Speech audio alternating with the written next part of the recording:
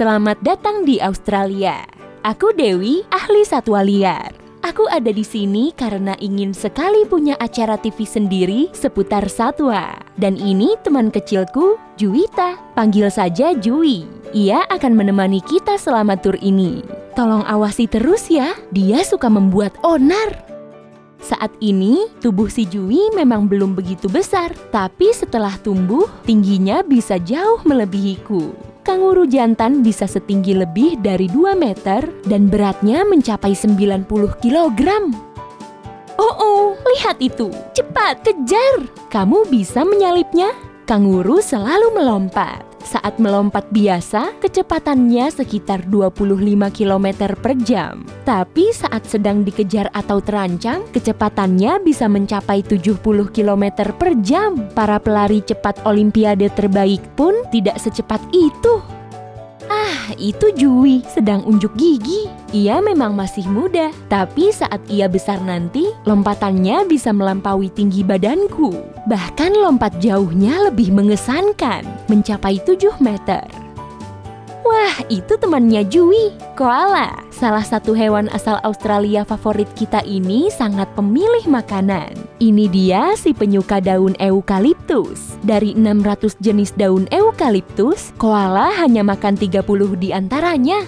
Koala tidur 18 hingga 20 jam sehari. Pantas saja si muka bantal ini terlihat sangat empuk dipeluk. Hewan ini juga punya 2 ibu jari di tiap kaki depannya. Bayi kanguru dan bayi koala disebut joey. Panjangnya hanya sekitar 2 cm saat lahir. Itu seukuran permen jeli. Kamu dengar itu kan, Jui? Dulu kamu sangat kecil. Seperti kanguru, koala juga marsupial. Perutnya berkantong untuk menggendong bayinya. Saat lahir, bayi marsupial belum tumbuh sempurna. Wah, ya jelas, ukurannya saja hanya sebesar permen jeli. Bayi itu akan terus tumbuh di kantong induknya, berdiam di situ untuk makan dan dibawa kemana-mana oleh sang induk. Ada anak marsupial lain yang juga bernama Joey. Ini dia anak wombat. Berbeda dengan kantong kanguru dan koala yang menghadap ke depan, kantong induk wombat menghadap ke belakang. Dengan begini, sang induk bisa leluasa menggali tanah tanpa melukai anaknya. Wah, wombat memang suka menggali tanah. Cakar tajamnya membantu memindahkan tanah dengan cepat. Sarang bawah tanah hasil galiannya bisa mencapai berkilo-kilometer. 2,5 juta tahun yang lalu, ada spesies wombat yang beratnya 3 ton. Sekarang ini, wombat hanya seberat sekitar 27 kilogram. Diperkirakan, wombat telah muncul di seni batu suku aborigin kuno sejak 4.000 tahun yang lalu. Iya Jui, aku tahu kamu mau disorot kamera lebih lama lagi, tapi gantian dulu ya dengan teman-temanmu. Oke, fakta menarik lagi. Kanguru hidup bersama membentuk kawanan. Pejantan terbesar dalam kawanan ini menjadi pemimpinnya. Tapi, wombat seringnya soliter. Kalaupun terlihat berkelompok, biasanya dalam kelompok kecil atau koloni. Jui, berhentilah mengelus-elus dingo itu. Itu bukan anjing. Dingo lebih mirip serigala. Tidak cocok dijadikan hewan peliharaan karena punya mental kawanan. Dahulu kala, mungkin dingo didomestikasi oleh suku aborigin, tapi ditinggalkan saat mereka berpindah-pindah. Jadi, si anjing ini terpaksa kembali ke kehidupan liarnya untuk bertahan hidup. Lagi pula, lebih bahagia hidup bersama kawanan kan, dingo? Pergelangan kakinya bisa diputar seperti tangan kita. Dengan begini, dingo bisa memanjat pohon dengan mudah, menangkap makanan dengan kaki depannya, dan bahkan membuka pintu. Mulai pamer lagi dia. Si Jui sedang melakukan posisi tripod, berdiri dengan kaki belakangnya dan ekornya sebagai penyeimbang. Ekor itu jadi semacam kaki ketiga. Kanguru bahkan bisa berdiri seimbang dengan ekornya saja. Lihat, Jui sedang berlatih gerakan tinju. Nah, kemudian posisi berdiri dengan ekor ini sangat berguna saat kanguru jantan bertarung dengan bertinju. Iya, kanguru memang bertinju. Oh, tapi lebih mirip kickboxing. Pejantan berdiri dengan ekornya dan saling menendang untuk membuktikan siapa yang terkuat. Ekor kanguru juga berfungsi untuk melecutkan tubuhnya ke depan saat harus bergerak cepat. Jadi, semakin cepat geraknya, akan semakin sedikit energi yang diperlukan. Oh iya, ada juga Tasmanian Devil atau setan Tasmania. Peringatan ini juga berlaku selain saat mengemudi di dekat bokong truk. Jui, jaga jarak. Tas tidak suka bermain-main. Begitulah namanya, karena si Tas memang kurang ramah dan suka mengeluarkan desis serta bunyi berisi. Tasmanian Devil juga marsupial dengan berat mencapai 12 kg. Kebanyakan Tasmanian Devil aktif di malam hari dan penyendiri. Tapi marsupial ini senang ikut makan bersama. Sekawanannya akan menyantap makanan yang sama. Selagi kita membahas makan, Tas makan sebanyak 15% dari berat badannya setiap hari. Tapi saat ada kesempatan makan banyak, jumlahnya bisa sampai 40% dari berat badannya dalam 30 menit. Wow, setan yang satu ini ternyata rakus juga. Australia memang tempat ekstrem. Benua ini juga menjadi habitat hewan-hewan yang sangat berbahaya, tidak hanya satwa yang menggemaskan, antisosial, atau rakus. Ada buaya asli Australia, seratusan spesies ular berbisa, dan banyak serangga serta laba-laba beracun. Ular paling berbisa di Australia adalah taipan pedalaman yang dijuluki ular garang. 21 dari 25 ular paling berbisa di dunia ada di Australia. Buaya air asin Australia adalah reptil terbesar di dunia. Panjang tubuhnya bisa mencapai 6 meter atau setengah panjang bus sekolah. Buaya tertua ini muncul lebih dari 240 juta tahun yang lalu.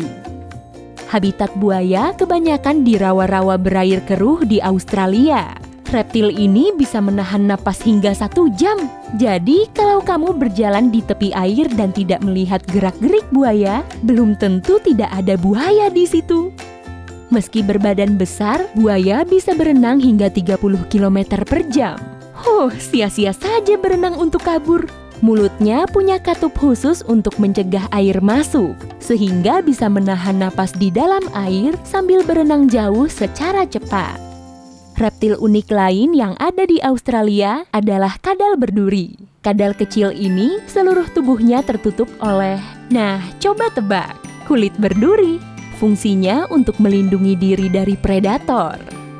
Santai Bung, aku tak mau menggigitmu kok. Australia dihuni sekitar 2.400 spesies laba-laba. Tidak semuanya berbisa, tapi ada laba-laba yang sangat berbahaya seperti laba-laba funnel web Sydney.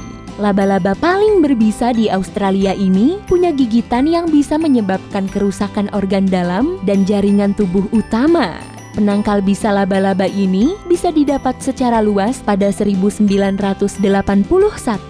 Jadi, asalkan segera ke rumah sakit, kamu akan baik-baik saja. Ayo kita beralih ke kehidupan laut di sini. Lautan Australia memiliki 4.000 spesies ikan dan 1.700 jenis karang. Lagi pula, ini kan tempat berlokasinya Great Barrier Reef yang terkenal itu. Beragam hiu, ikan pari, kura-kura, dan lumba-lumba ada di lautannya. Dengan semua keanekaragaman hayati itu, Australia menjadi tempat favorit bagi para penyelam. Ada juga makhluk-makhluk mirip alien yang terlihat aneh di lautan Australia. Fireworm dengan tentakel pendeknya yang menyengat, bulu babi dengan duri warna-warninya yang terkadang beracun. Australia's Marine National Facility baru saja mengirim kapal penelitian The Investigator dalam sebuah ekspedisi ke perairannya.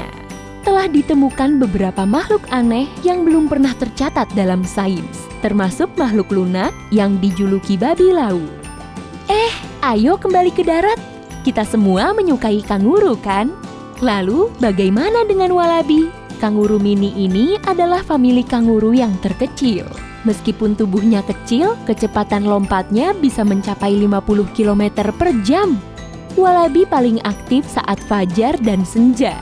Jadi tidak cuma aktif di malam hari atau di siang hari. Sifat ini dinamakan krepuskular. Artinya, walabi aktif saat siang dan malam hari. Tos walabi, aku juga begitu. Walabi jantan biasanya disebut Jack. dan yang betina dinamakan Jill. Jui, berhentilah melompati kual harimau itu. Teman kecilmu ini memang imut kan, Jui?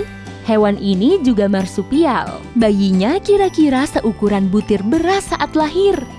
Kual harimau termasuk arboreal atau senang bertengger di atas pohon. Dan kual harimau hanya menghabiskan 10% harinya di tanah. Lihat itu, si kual harimau kembali ke tempat berlindungnya di pohon. Setelah lahir, bayi kual harimau buta selama 2 bulan pertama. Indranya mengandalkan kemampuan pendengaran dan penciuman. Tapi, bayi kual harimau akan benar-benar mandiri setelah 18 minggu saja. Dan begitulah sekelumit tentang hewan ikonik dari Australia. Hey, jika kamu belajar hal baru hari ini, angkat jempolnya untukku dan Juwita. Bagikan juga video ini pada teman-temanmu. Inilah beberapa video menarik lainnya yang bisa kamu tonton. Klik saja video di salah satu sisi layar. Dan ingat, tetaplah di sisi terang kehidupan.